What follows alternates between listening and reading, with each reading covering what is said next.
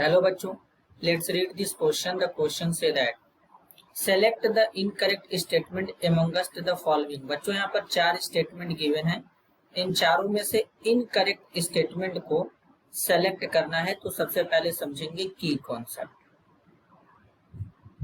की कॉन्सेप्ट होगा बच्चों properties of alkali metal. Properties of alkali metal. तो सबसे पहले बेसिकली बच्चों अगर हम एल्कली मेटल की बात करेंगे तो यहाँ पर जो एल्कली मेटल्स होते हैं या जैसे कि लिथियम, सोडियम, पोटेशियम होते हैं, तो इनको आयंस के फॉर्म में लिखेंगे Li+, Na+, K+, Cl, potassium है बच्चों।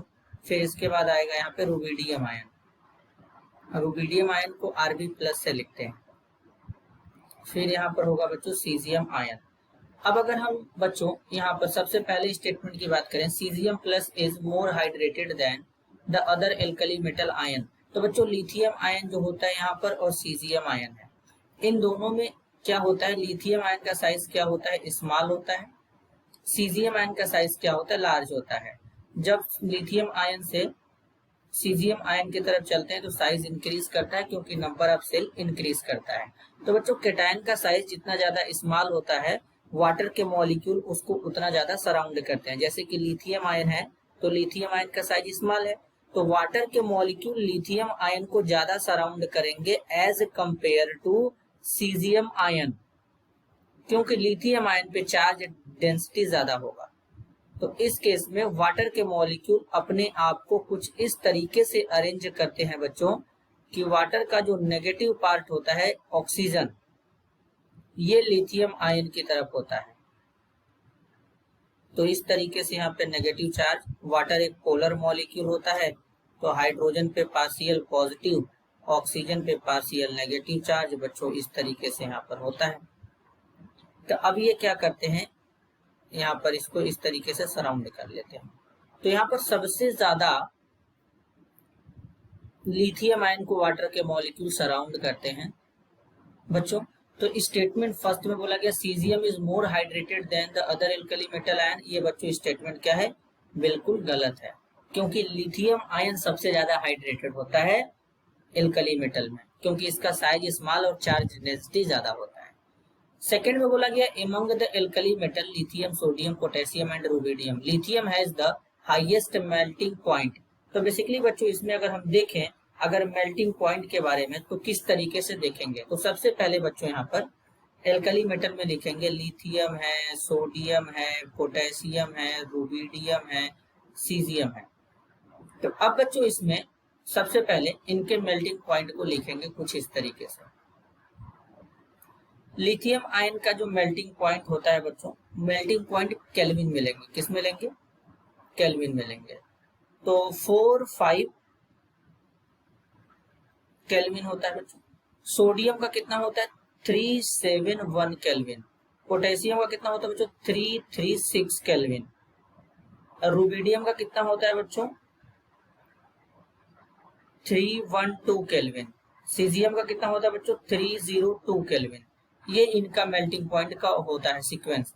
तो इसमें सबसे ज्यादा मेल्टिंग पॉइंट किसका है, लिथियम आयन का है। और यहाँ पर बोला भी गया है among the alkali metals lithium, sodium, potassium and rubidium lithium has the highest melting point। ये वाला स्टेटमेंट बच्चों बिल्कुल करेक्ट है, क्योंकि लिथियम का मेल्टिंग पॉइंट सबसे ज्यादा होगा। फिर बच्चों यहाँ पर बात करेंगे नेक्स्ट स्टेटमेंट के बारे में, ionic mobility of lithium ion is maximum among alkali metal cation.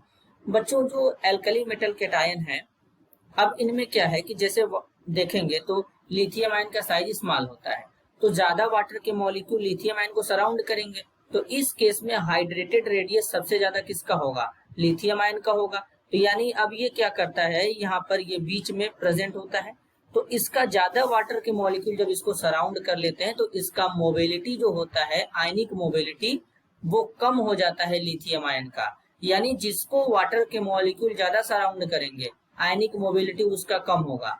तो सीजियम आयन को तो वाटर के मॉलिक्यूल कम सराउंड करेंगे, तो आयनिक मोबिलिटी बच्चों सीजियम आयन का ना होगा, लिथियम आयन का नहीं होगा। तो यहाँ पर लिथियम आयन का मैक्सिमम बताया गया है। तो यहाँ पर जो स्टेटमेंट बच्चों सी है, ionic mobility of lithium ion is maximum among the alkali metal cation। तो ये वाला स्टेटमेंट बच्चों क्या है, गलत है बच्चों। आयनिक मोबिलिटी जो होता है लिथियम आयन का वो मैक्सिमम नहीं होता है बच्चों, मिनिमम होता है। डी में बोला गया है ionization potential of lithium is lower than that of sodium. अब अगर हम आयोनाइजेशन पोटेंशियल की बात करें बच्चों तो आइसोलेटेड गैसियस एटम होगा, आइसोलेटेड गैसियस एटम के आउटर मोस्ट सेल में से एक इलेक्ट्रॉन को रिमूव करने के लिए जो अमाउंट ऑफ एनर्जी प्रोवाइड करते हैं उसे आयोनाइजेशन एनर्जी कहते हैं। तो अगर हम लिथियम आयन का आयोनाइजेशन एनर्जी देखेंगे तो 520 होगा, जबकि सोडियम आयन का बच्चों है 496।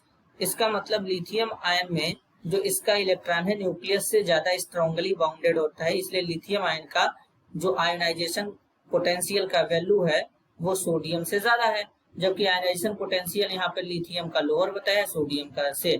तो बच्चों ये डी वाला गलत है। तो हमको इनकरेक्ट स्टेटमेंट बताना था, तो इनकरेक्ट स्टेटमेंट कौन होगा बच्चों, ए होगा, सी होगा और डी होगा। This is your answer. I hope you understood it well. All the best.